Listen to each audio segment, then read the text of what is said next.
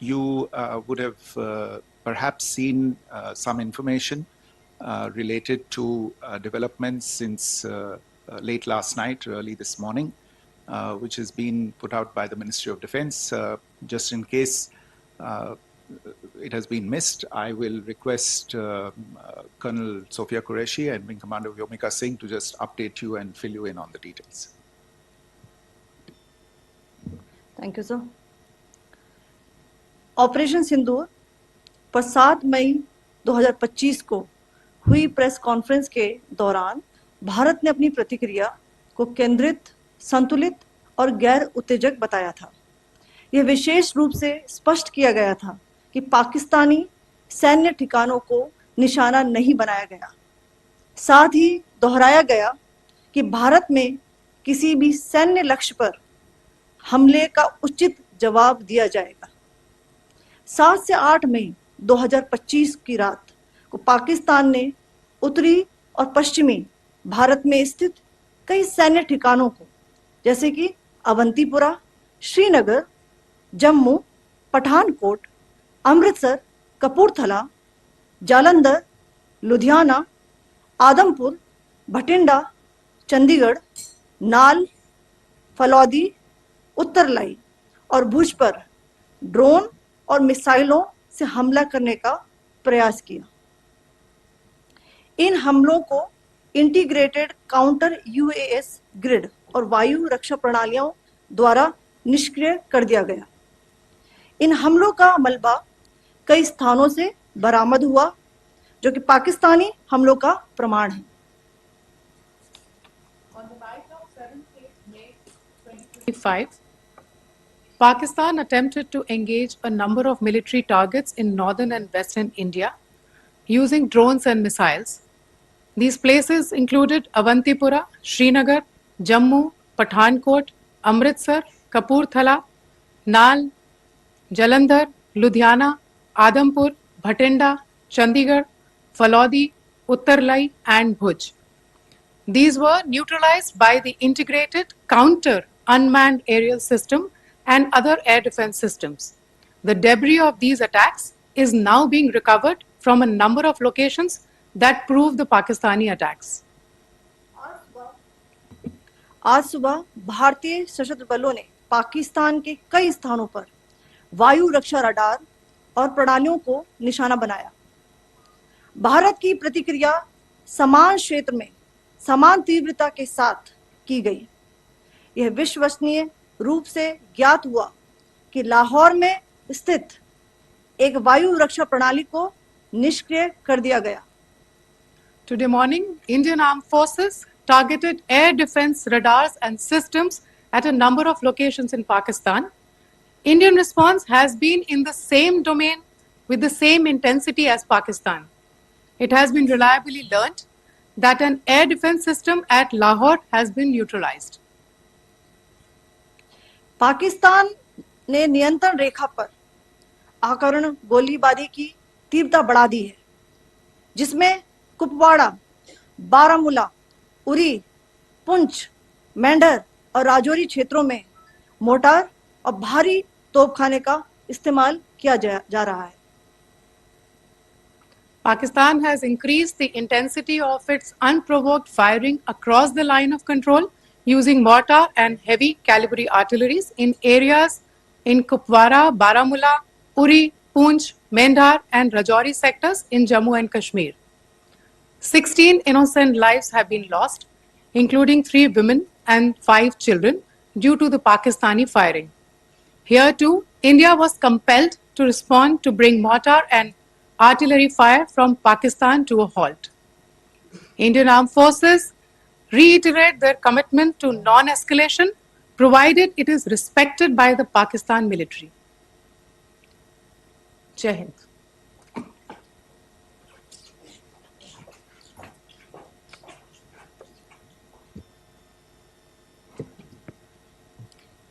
Thank you. Friends, this is, as I said, further to the briefing that was provided yesterday and some of the updates that have been just provided by Colonel Qureshi and Wing Commander Singh. I thought that we would just put some of the aspects related to the events that started on 22nd April with the barbaric terror attack in Pahalgam into further context, because there is a certain amount of commentary that has happened with regard to the events since then. And more than the commentary, there has been a lot of disinformation that has been directed at us from across the border. So a few things that I would like you to keep in mind. First of all, there is mention on all sides of escalation. I think the first point that you have to keep in mind is the attack of 22nd April in Pahalgam is the original escalation. ये जो सिलसिला है जो हम देख रहे हैं आज की घटनाओं को लेके, ये 22 अप्रैल के पहलगाम के हमले से शुरू हुआ है. एस्केलेशन वहां पे हुआ है और उस एस्केलेशन का जवाब भारतीय सेना ने, भारतीय फौज ने कल अपने एक्शन से दिया है. Secondly, I want to invite your attention to the involvement of the group calling itself the Resistance Front in these attacks. I pointed this out yesterday that this is a group that is a known front for the well-known Pakistan-based terrorist organization, Lashkar-e-Taiba. The group has been reported earlier. I mentioned to you about the Indian authorities providing information to the UN 1267 Sanctions Monitoring Committee. And in fact, we are going to be meeting with the team again very soon, and we will be providing an update to the information that we have provided earlier. But what is interesting, दिलचस्प बात यह है कि संयुक्त राष्ट्र की सुरक्षा समिति में जब पहलगाम के हमले को लेके एक प्रेस वक्तव्य जारी करने की बात चल रही थी, तो आप सोचिए किस देश ने टीआरएफ का, द रेजिस्टेंस फ्रंट का उसमें मेंशन किया जाना, उसको अपोज किया, पाकिस्तान ने. This was after the fact that the TRF claimed responsibility for this attack not once but twice, within a few hours after the incident on the 22nd of April, and then again on the morning of 23rd April. And it is perhaps only after the full gravity of the incident was realized by its masters and handlers across the border that it was managed to back off from this claim. Obviously, that retraction doesn't convince anybody. तीसरी चीज जो मैं आपसे कहना चाह रहा था, और कर्नल कुरैशी और विंग कमांडर सिंह ने कल भी बड़े स्पष्ट शब्दों में और आज भी आपसे ये बात साझा की है. जो भारतीय रिस्पॉन्स है वो नॉन एस्केलेटरी है, प्रिसाइज है, सटीक है, मेजर्ड है और कंसिडर्ड है. Our intention has not been to escalate matters. We are only responding to the original escalation, as I said, and our response has been targeted, precise, controlled and measured. Only no military targets have been selected. Only terrorist infrastructure in Pakistan has been hit. Now, there are, as I said, a number of issues that have been raised in commentaries, and there's a lot of, as I said, unfounded disinformation and fabrication that has come from across the border. And I would just like to use this opportunity to set the record straight on some of these issues. The first of these is Pakistan trying to wash its hands off any and all involvement with terrorism. I think the Pakistani information minister said there are no terrorists in Pakistan. And I think he was challenged on that in the television program that he was appearing on. But even if I partially repeat myself from yesterday, I think Pakistan's reputation as the epicenter of global terrorism is rooted in a number of instances where concrete evidence is available, not just to India, but to governments and authorities and agencies around the world. There are several terrorist attacks around the world where Pakistani fingerprints have been found. I don't need to belabor the point with regard to this audience about where Osama bin Laden was found and who called him a martyr. Pakistan has also for decades pursued cross-border terrorism into India with impunity. And as I said yesterday also, in order to deliberately mislead the international community, they claimed that the terrorist Sajid Mir was dead. They came under pressure, and Sajid Mir was then brought back to life, arrested, and is now apparently in Pakistani custody. Pakistan is also home to a very large number of UN proscribed as well as UN proscribed terrorists, as well as terrorists proscribed by a number of other governments in the world, including, of course, the Lashkar-e-Taiba and the Jaish-e-Mohammed, as well as their leaders, Masood Azhar and Hafiz Mohammed Saeed. आपने देखा होगा हाल ही में पिछले कुछ दिनों में पाकिस्तान के रक्षा मंत्री और उनके पूर्व विदेश मंत्री दोनों ने इस बात को माना है कि पाकिस्तान का ऐसे ग्रुप्स के साथ जो रिश्ता है वो क्या रहा है. Both the defense minister and the former foreign minister of Pakistan, I think they've done a more eloquent job of this than I could ever do in terms of describing their country's implication in international terrorism and their involvement in housing these kinds of groups. दूसरा जो विषय है वो है पाकिस्तान का जो एक दावा है कि एक इंटरनेशनल impartial investigation होना चाहिए, एक joint investigative committee होनी चाहिए. These calls for jointly investigating this heinous and barbaric attack in Pahalgam. Again, I think you know the history well on this. You know the track record well, and it is not a bright track record insofar as Pakistan is concerned. In fact, in the pursuit of justice for the victims of multiple terrorist attacks, whether it be Mumbai in 2008, in Pathankot in 2016, or many others. But in particular for these two attacks, India had offered to cooperate. India provided forensic evidence and urged Pakistan to bring the perpetrators of these attacks to justice.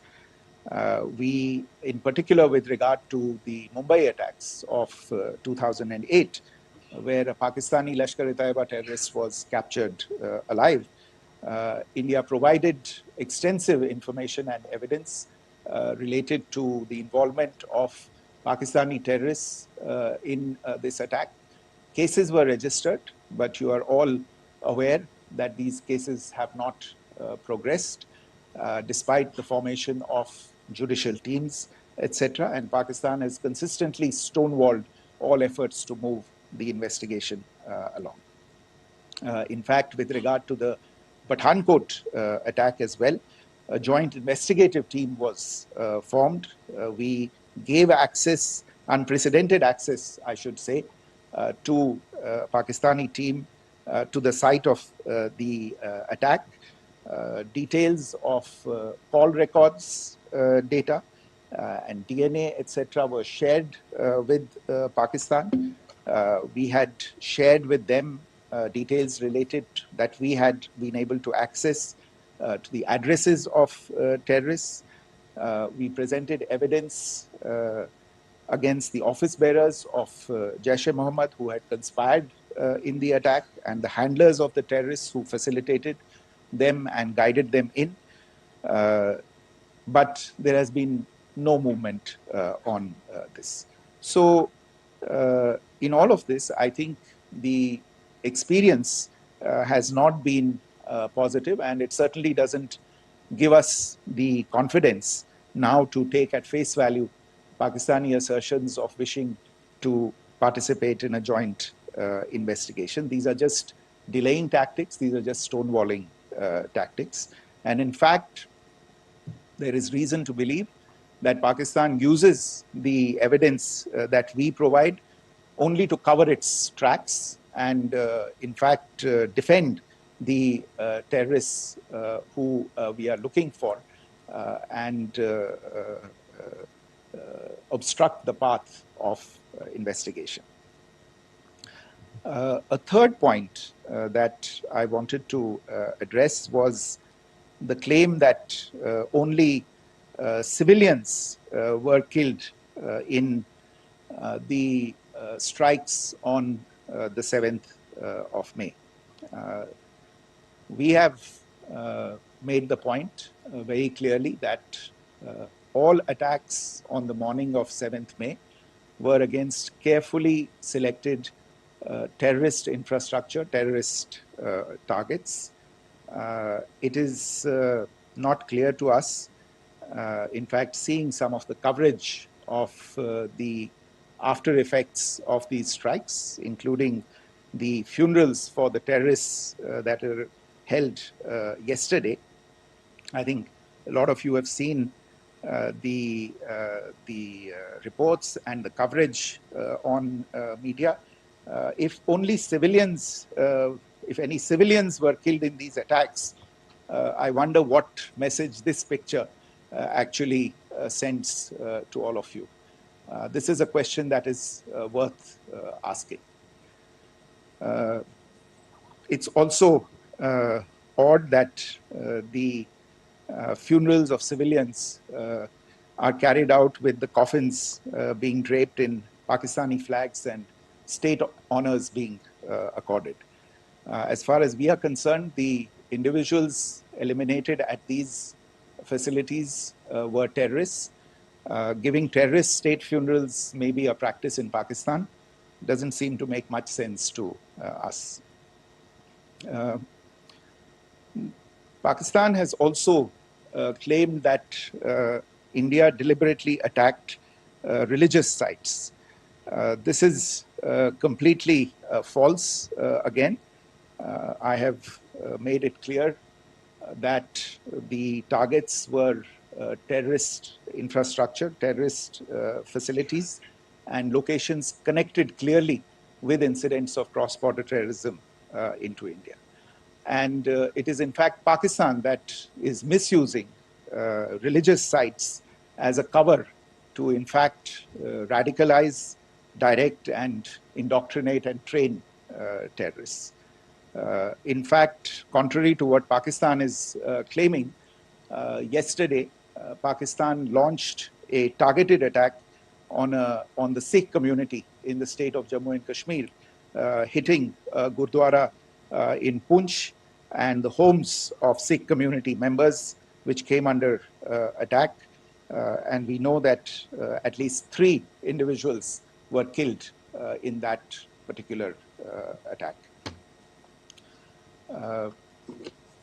Pakistan is also making attempts to, in fact, just to add to this point, the retaliatory action that Pakistan has taken, in fact, is impacting civilians. I showed you the picture of the Gurdwara and the Sikh community members who were killed in this. There are other civilians also who've been killed and injured in these attacks. In fact, since yesterday morning, a total of 16 civilians have been killed and 59 others have been injured in the attacks by Pakistan. Not only this, Pakistan is also making attempts as part of its disinformation campaign to paint our action with regard to cross-border terrorism through the communal angle. If that is the issue, then I think I can do no better than to cite or point you in the direction of the Pakistan Army Chief's speech of 16 April 2025. I think that is the last word in communal rhetoric. And in the Pahalgam attack itself, you are aware of the kind of religious profiling that was done there. And perhaps there is a linkage between these two events. I can only say that these nefarious designs will not be allowed to succeed in India. And it is to be noted that people from all faiths, all religions, all regions in India have unequivocally, not just in India, but around the world, have condemned these attacks. The Pakistani claims of now responding to India's strikes of the 7th of May. As I said right at the outset, it is India which is responding. The original escalation was by Pakistan on the 22nd of April. We are the ones who are responding to that escalation with the action that was taken yesterday morning. And again, I would like to emphasize that the action was restrained. It was directed towards non-civilian, non-military targets and confined to terrorist camps. And again, as we have been saying since yesterday, any further action by Pakistan, some of which we are seeing today, is nothing but escalation by Pakistan now, once again, and will be responded to and is being responded to appropriately. One point that I wanted to also address was the allegations to the targeting of a dam, the Neelam Jhelum project in Pakistan-occupied Kashmir. I want to say that this is an absolute and complete fabrication and a blatant lie. India has targeted only and only terrorist infrastructure, and the details of that terrorist infrastructure, together with the locations, were shared with you yesterday by Colonel Qureshi and Wing Commander Singh. I should note that if this kind of a claim is a pretext for targeting Indian infrastructure of a similar nature, Pakistan will be entirely responsible for the consequences that will undoubtedly follow. Finally, I want to address some issues that have been raised related to the Indus Waters Treaty and the disinformation that has been raised in regard to that as well. The fact is that there have been fundamental changes in the circumstances in which the Indus Waters Treaty was concluded, and they call for a reassessment of the obligations under the treaty. Over the last year and a half to 2 years, India has been in communication with the government of Pakistan. We've sent several notices to them requesting for negotiations to discuss modification of the treaty. India has for 6+ decades now, honored the treaty, even during periods when Pakistan imposed multiple wars on us, and even when relations were adversarial. Pakistan is the one that has been acting in violation of the treaty, deliberately creating legal roadblocks in India exercising its legitimate rights on the Western rivers. Any projects that India sought to build on the Eastern rivers, and even on the Western rivers, which we are allowed to by the treaty, were always challenged by Pakistan, thereby hampering our rights to utilize our legitimate waters under the treaty.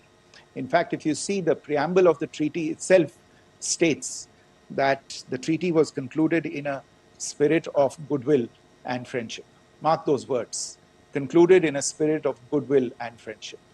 ये भारत का धैर्य और भारत की सहनशीलता है जो 65 साल से हम इतनी प्रोवोकेशन के बावजूद इस ट्रीटी को निभा रहे हैं. However, as has been made clear earlier as well, Pakistan has not responded to our requests to enter into negotiations for a reassessment of the obligations under the treaty. A number of conditions have changed. This is a treaty that was based on the engineering techniques of the 50s and the 60s. We are living through the first quarter of the 21st century. Technological changes and technological advancements have to be taken into account. There are demographic changes. There are climate changes that have taken place. There is the imperative of clean energy. And of course, the terrorism that Pakistan has wreaked in the state of Jammu and Kashmir itself has hampered India's ability to exercise its rights under the treaty. Pakistan's persistent refusal to respond to our requests to enter into government-to-government negotiations on the modification of the treaty is, in a sense, itself a violation of the treaty. And therefore, India has taken the step of putting the treaty in abeyance until Pakistan abjures irrevocably its support for cross-border terrorism. Maybe I'll stop there. I mentioned earlier yesterday as well that this is an evolving situation. I would therefore ask all of you to be considerate and restrained. It will not be possible for us or my colleagues from the armed forces to share operational details at this point in time. Beyond that, if you have any questions, may I have time for only a few, and I'll try to answer those questions. Okay, I give the floor to Rishabh. On Secretary, good evening. This is Rishabh from Times Now. I just wanted to understand, as per the press release that has been released earlier today, it says that we have successfully hit at the air defense of Lahore. Does it give our forces a better chances if in case of further escalation? And are there other air defense places as well at strategic location that were targeted? Rishabh, you are violating the first rule that I set out at the end of my remarks. The press release that has been issued by the Ministry of Defense today speaks for itself. It is related to operational matters. It's been released by the Ministry of Defense.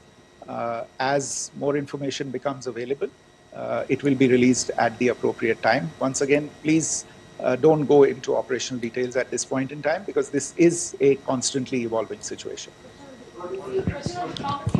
Yeah, go ahead. Foreign Secretary Smita Sharma, just wanted to ask, the Pakistani Minister Ishaq Dar in an interview has claimed that the national security advisors of India and Pakistan have spoken to each other, if you could confirm or deny, and is complete severance of diplomatic ties with Pakistan also on the table? I have no information with regard to contacts between the two national security advisors. Insofar as diplomatic relations are concerned, you've seen the steps that were announced in response to the following the meeting of the Cabinet Committee on Security on the 23rd of April. There are no further steps that are under consideration at this moment in time. Here, go ahead. Foreign secretary, मेरा नाम मनीष है, मैं TV9 Bharatvarsh से हूं, और आपने खुद ही बताया कि कितना मिस इन्फॉर्मेशन क्रॉस बॉर्डर से आ रहा है, बल्कि ऐसा लग रहा है जैसे पाकिस्तान के प्राइम मिनिस्टर और डिफेंस मिनिस्टर तक भी प्रोपेगेंडा करने में मिस इन्फॉर्मेशन में आ गए हैं। वो कई बार तो ये तक दावा करते हैं कि हम 3 राफेल हमने गिरा दिया, इतने हमने मिग गिरा दिए, और जब उनसे पूछा जाता है तो वो कहते हैं कि सोशल मीडिया में हमने ये सब चीज़ें देखी थी।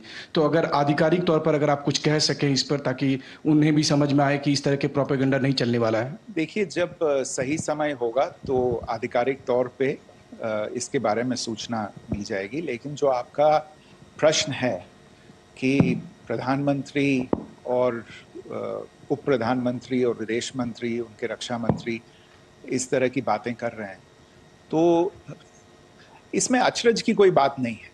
आखिरकार ये एक देश है जिसने अपना इसका जन्म लेते ही झूठ शुरू हो गया था। 1947 में जब पाकिस्तानी फौज ने जम्मू कश्मीर पे दावा बोला, तो उन्होंने किसी ऐसे वैसे व्यक्ति से नहीं, संयुक्त राष्ट्र से झूठ बोला कि हमारा कोई लेना देना नहीं है इससे, ये लोग जो गए हैं वो तो कबायली हैं। वो तो जब हमारी फौज वहाँ पे पहुंची और UN के लोग, संयुक्त राष्ट्र के लोग खुद वहाँ पे पहुंचे, उन्होंने देखा कि वहाँ तो पाकिस्तानी फौज घुसपैठ करके आ गई है, उसके बाद पाकिस्तान को मुंह की देखनी पड़ी और उनको मानना पड़ा कि हाँ, उनकी फौज वहाँ पे कुछ समय से पड़ी हुई है। तो ये जो यात्रा है एक तरह से 75 साल पहले शुरू हो चुकी है, तो I am not surprised that this kind of disinformation is being indulged in. Yeah. Siddhant. So Siddhant from Beyond. Sir, we have seen a lot of negative comments coming from the Pakistani military of escalation. If tomorrow there is an escalation, there are strikes, we know one attempt has been thwarted, what will be the Indian response to those attempts of creating more escalation? Because it is looking like it's going towards more escalation. And my second question is, are any other world powers, essentially the P5 countries, the West Asian countries, reaching out to de-escalate the current situation? Look, on escalation, we've already made our stance clear. I mean, there are 2 basic points. First of all, it is Pakistan that escalated on the 22nd of April. We are only responding to that escalation. And then what we have said yesterday and what my colleagues have said today, that now if there is an attempt at further escalation by Pakistan, it will be responded to in an appropriate domain. And therefore, the choice is entirely that of Pakistan to make. As to your second question, I don't think I can do better than to point you in the direction of the statements that are being made from practically every chancellery in the world and the sentiment that they are carrying. That sentiment essentially, and for the major portion, is support for the government of India in the context of the condemnation of the terrorist attack in Pahalgam on the 22nd of April. There is wide recognition of the government of India's right to respond to these attacks in self-defense, and of course a desire to ensure that there is not further escalation. I think these statements speak for themselves. Yeah. There. Sir, this is Mausami from India Today. Now, in the all-party meeting, we have learned that the defense minister has said that, in the operations in Sindoor, almost 100 terrorists were killed. Would we have any details about what is the number like, and also about if there were any big faces, masterminds, terrorist masterminds who were in fact killed? There is also a report that Masood Azhar's family's 10 members have been killed, and Rauf Asghar, who was actually the mastermind of Pulwama, he's also been badly, severely injured. I don't have information at this point in time to share with you on these issues. But as I said, I think, there is so much information out there on television, in the news media, in social media, that it sometimes looks like a long time has passed since this. Please understand that slightly over 36 hours only have passed since this operation was undertaken. Let us have some patience. Information will come out and will be shared in due time. Shruti. Thank you, Foreign Secretary. Shruti Ranjan from Bloomberg. Sir, could you give us any understanding whether India has moved the IMF or the World Bank to kind of, sensitize them about the the bailout that Pakistan has and, the kind of stuff that the Pakistan government is doing? Look, we have an executive director at the IMF. Tomorrow there is a meeting of the board of the IMF, and I'm sure that our executive director will put forward India's position. The decisions of the board are a different matter. You know the process through which they are made. But I think the case with regard to Pakistan should be self-evident to those people who generously open their pockets to bail out this country. And since you are from Bloomberg, I think you would have the data on how many IMF bailout programs have been, very good, thank you, have been sanctioned in the space of the last 3 decades. And I think you would also have an idea of how many of those programs have actually reached successful conclusion. Probably not many. So I think this is a decision that board members have to take by looking deep within themselves and looking at the facts. So we can, one last question, sir. Yeah. One last question.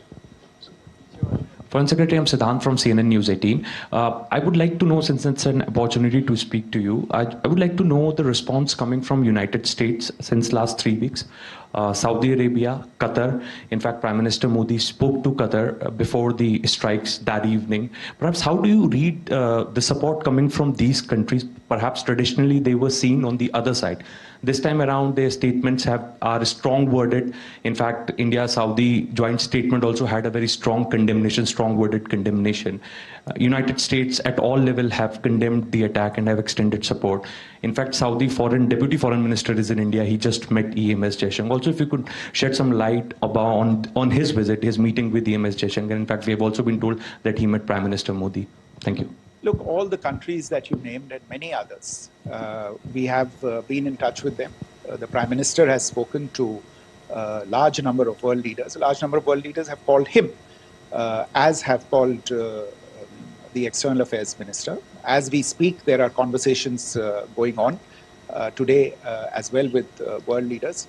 And your assessment or conclusion of the general tenor of these messages is very much on point. And I think this is a recognition of the fact, firstly, of the barbaric nature, the unprecedented nature and character and features of the attack in Pahalgam, and a recognition of India's right to respond to this, and also a recognition of the fact that in responding, we have been nothing but responsible and have done so in a restrained, in a measured, and in a non-escalatory manner. I think that counts for something. People have taken that into account, and that is what is explaining the kinds of reactions that we are seeing. And we appreciate the sentiments and the statements that have been made by the vast majority of world leaders. Yes, the Saudi Minister of State for Foreign Affairs is in Delhi. He had a meeting with the External Affairs Minister earlier today. I don't have further details at this moment, but if there are details, the ministry will share them at some point with you.